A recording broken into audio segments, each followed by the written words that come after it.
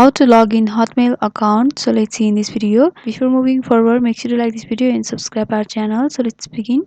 First of all, you have to open up your preferred browser in your PC. After that, in the search bar, you have to search for Hotmail login. And after a few seconds, you'll be able to get the search results. So you have to go for Outlook free personal email and calendar from Microsoft option in the first paragraph. After that, you will be taken to the official web page of Outlook or Hotmail.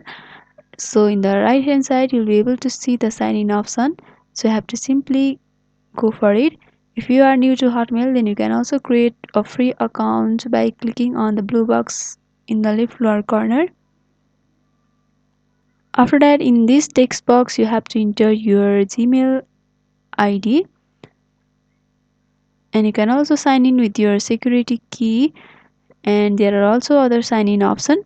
So after entering, you have to go for next and you'll be signing in to your account. So by following this simple step, you can log in Hotmail account. Hope this video was helpful. Don't forget to like, comment, share and subscribe our channel for more videos like this. Thanks for watching.